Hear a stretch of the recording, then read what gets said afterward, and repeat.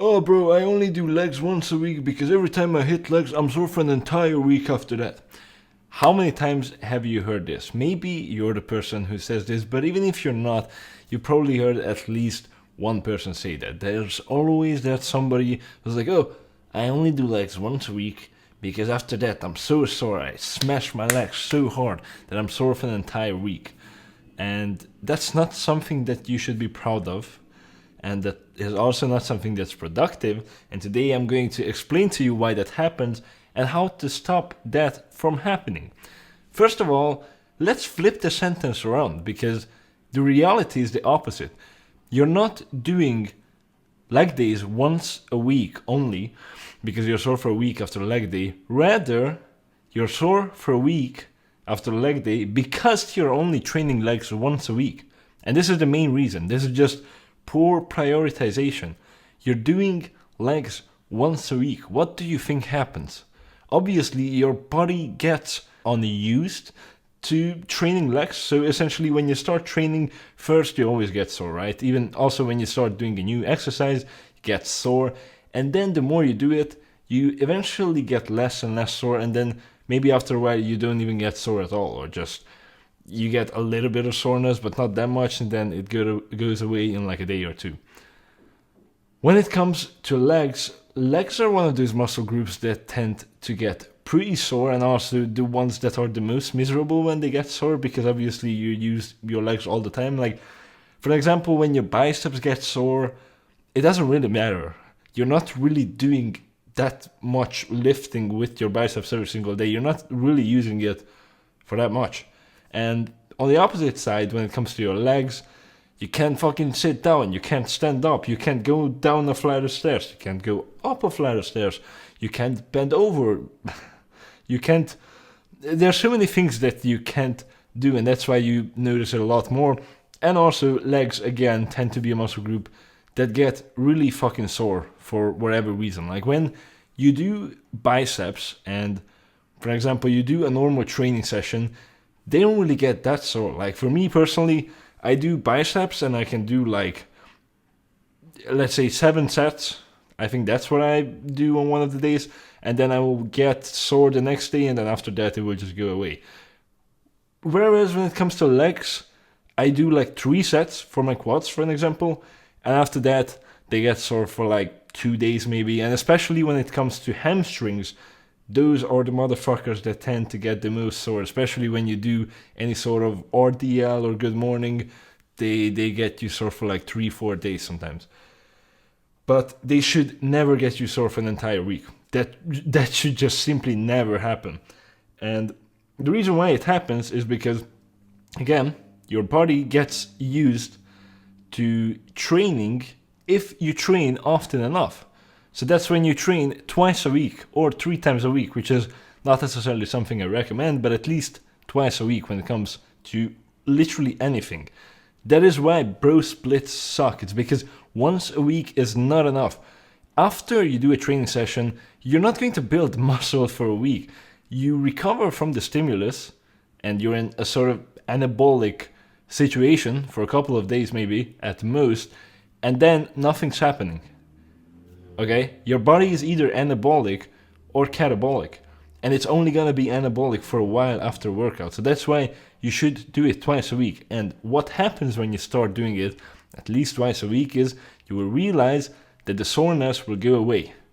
When you start training legs twice a week, 1-2 weeks you wait, and then after that, what you will notice is your legs only get sore for a day or 2, or at the very most 3. But you're going to become good again by the time you're doing your next leg day, if you're doing it twice a week, and if you're doing it normally, and if you're not a retard and doing way too much volume or killing yourself. And that's going to be my second point, which is so many people do way too much volume for everything, but especially for legs, because legs are one of those muscle groups that are in reality very simple to grow. A lot of people overcomplicate. I love how this is what the fitness industry is like, is when it comes to shit that's easy and simple and a caveman could fucking do it, they overcomplicate it. When it comes to something that is actually a little bit more complicated, they go caveman mode and they go, oh, you only need to do chin-ups and close grip bench for your arms, and they will grow to be big. That will never work, unless you're gifted.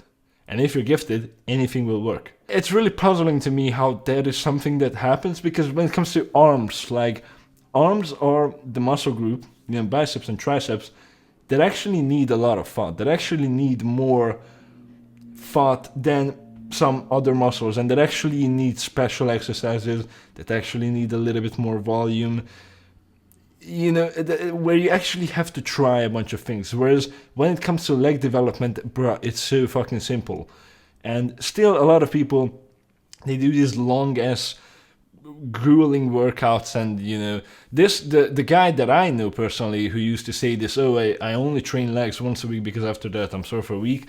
He said the same, like, people are doing Tom Platz's leg day, and it's a challenge, like, can you do Tom Platz's leg day? He was saying something like, I'm glad if I even do my own leg day. Well, that sounds very manly, but it's not growing your legs. Okay, so your leg day, I think a lot of people have this idea that it has to be this grueling, torturous day of just pure suffering, and this day where you essentially just torture and kill yourself, and in a way that doesn't actually harm you. I'm talking about leg training. But while that is somewhat what needs to happen, it also isn't. I believe in intensity. I think intensity is very important, but it's more important than doing like 10 sets in the same session. And that's exactly the problem. That's what people are doing. You don't need to spend 2 hours in the gym when you're doing the leg day. You can still do it, but if you're doing it, one of those 2 hours cannot be legs. Okay? My leg day is relatively long, I guess, but half of it is not even legs. The legs portion should not be a lot. There's not really a lot of muscle groups in your lower body. So literally your legs are this: calves, hamstrings, quads. That's it. Maybe your glutes, but that will get targeted by pretty much everything, so you don't really need to isolate it. But even if you try to do it, 4 muscle groups, you do 1 exercise for each, and you're good. You do 3 to 4 sets, 4 sets max, and you're good. And that's it. Do that twice a week, you're gonna get huge fucking legs. My legs are, I think they're somewhere around 26 inches right now, trying to go towards 27, and they're big. They're way bigger than the rest of my body. My legs are my strongest body part, and this is what I'm doing, and it's still growing. They're still growing really well, and all I'm doing for my quads is 6 sets a week. All I'm doing for my hamstrings is, again, 6 sets a week. Calves, that's a little bit more complicated, but we're not mainly talking about that today. I'm going to make a separate video about calves, but also when it comes to calves, you don't really need to torture them in the same workout. I do 3 sets of hard sets in one workout. I do that twice a week, and then I have some other stuff that's not hard sets, like nucleus overload and doing Stairmaster with all my tippy toes. But the main calf work is just 6 sets a week, and my calves are growing really well from that. They have been growing pretty well recently, so that's really the gist of it. Your leg day shouldn't be really fucking long. It shouldn't be a lot of sets. It does not do anything. If you do a few sets of squats, especially, leg days are so tiring. What do you think happens when you do 3 sets of heavy fucking squats? Then you do, let's say, 3 sets of RDLs, which is a lot. After that, you're fried. What do you do after that? You go and do fucking grueling hack squats, and after that, you go and do leg extensions? Do you think that is doing anything? I think no. Not only do I think that, I know it's not doing anything. After you've done your 3 sets of quads, 3 sets of squats, and you've done your 3 sets of RDLs, you're cooked. You can't do anything very, very intense and very taxing anymore. So the rest of your training should be stuff like calves, abs, other stuff that you don't hit on your other days. So it could be stuff like forearms. You could add in a little bit of arm work, whatever. But you shouldn't do something really, really intense because it's not going to do anything. It's just chunk volume. It's just piling shit, okay? When it comes to volume, you need to understand that there's only so much that you can get that is actually gonna be gold. What you want is a pile of gold and nothing else. Do you think, what would you be happier for? If you would get a pile of gold that's, let's say, 1 meter tall, or if you would get a pile of gold and shit, where the gold pile is 1 meter tall, and then on top of that, it's only shit. And the shit is also 1 meter. Well, what do you think? What would you like better? Obviously, you only want the gold. You don't want the shit because it's disgusting and you will have to dig out the gold of the shit. Do you really want to do that? No, it's just extra problems for you. So why would you pile extra shit on top of your gold? It does not make any sense. So do not pile extra bad quality volume on top of your good quality volume that you already did. You do not need more. And you cannot do infinite amount of quality sets, okay? The more sets you do, the more the quality drops. And you cannot be as intense anymore. And especially when you did really, really tough squats and RDLs, after that you're going to be fried in the head anyways. You're not going to have the energy nor the willpower to actually go to failure and to actually go to actual failure, and not the failure where you just stop trying and you fail, but rather the failure where you're really fucking trying and you still fail. You're not going to get that after you already fried yourself, okay? Or at least not on super big movements. So there's really just no point in doing a 2-3 hour leg session with a bunch of volume. All you need to do is this.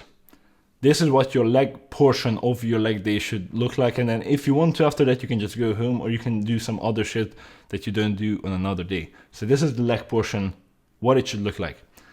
You do a knee flexion for your quads. It can be any squat variation. So it can be high bar squat, hack squat.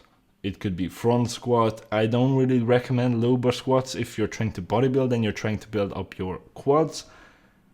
It could be pendulum squat, belt squat, something I really recommend. I love belt squats.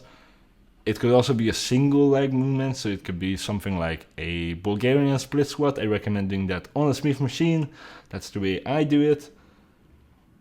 I don't even know what else you could do, but these are all really great options. And you do a maximum of 4 sets of those, but I would say 3 isn't gonna be enough. It's enough for me, and I have pretty big legs. And maybe 4, maybe, but that's the max. And then you're done with the quads. Then you move on to hamstrings. You do a hip hinge, or you do some sort of hamstring isolation, so seated or lying leg curl, or you do both. If you're doing the seated or lying leg curl, higher sets, because that's overall not going to be as fatiguing and as exhausting as the RDLs or good mornings or whatever hip hinge you choose. So you need to do at least 1 hip hinge a week. You cannot just not do any hip hinges. That is not going to work. You do need the hip hinges. So you do some sort of hip hinge, and you do 2, max 3 sets. That's it. You cannot do any more than 3. It's not doing anything. Now, if you want to, you can either do, let's say, 2 to 3 sets of hip hinge on one of your leg days. On the other one, you do like 3 sets of some sort of leg curl, so either a seated or a lying leg curl, and then you're good for hamstrings. Or you can also, let's say, do 1 set of hip hinge, then follow it up with 1 set of leg curl, or maybe you can do 2 sets of hip hinge and 1 set of leg curl after that. Not the best, but you could do it, and that's it. Or something I don't really recommend is doing 2 hip hinges a week and then not doing any leg curl. That's just something I don't like. I think you need to do some leg curls as well in order to maximize your hamstrings, your hamstring growth. And also, you can't really just fucking do hip hinges all the time. You're just going to get fucked. And then, overall, we have so far a maximum amount of 7 sets. And then after that, all you need to do is you do 3 to 4 sets of calves. Done. So in reality, if you do any more than 11 sets, if you don't train glutes, what the fuck are you doing? It's not doing you any favor. And if you're training glutes, okay, you got what, a max of 14, 15 sets, and that's the leg portion of your leg day. You do that twice a week for a long time, and you eat good and you actually gain weight, you're going to get fucking massive legs. And you're not going to be sore for a week, because after this you're going to be sore for a day or two. Maybe if you hit RDLs really hard, you're going to be sore after that for 3 days in the hamstrings, and that's it. But after that you can still train again, because you have 3 days to recover, because you're training twice a week. So that's really all there is to say about this problem. So now you know everything you need to get huge legs and to not get sore for a week, and to actually be able to walk. Now, something that I will say is intensity with this approach is super important. It's important with any approach, but with this, it is really important. So back to the whole grueling leg session thing. These sessions should be grueling. They just shouldn't be 2-3 hours long of gruelingness, if that makes any sense. So they still should be super fucking hard. Those sets that you're doing, those few sets, they should be torturous. They should be pure suffering. They should be really, really tough and intense. And if you do all of these sets, and after that you can go up and down a flight of stairs normally, then you didn't do well. You clearly didn't do well enough, and you need to go back and actually learn how to train intensely, because I personally am somebody who has a pretty good work capacity, but after I do this little work, I can't walk up or down the stairs normally. I don't walk obviously like some completely disabled person, but I walk a little bit weird on the stairs, if that makes any sense. And that's the way it should be, okay? If you can normally go on stairs right after your leg day, that's not a leg day that you were doing. And you don't need 20, 30 sets to achieve that. All you need is this much if you train hard. So that's the takeaway. What you need is not to train a fuck ton once a week, especially fucking junk volume, not doing anything. What you need is train very, very hard and split your volume up to multiple sessions. So that's it. If you like this video, click here to watch the last one, and bye bye.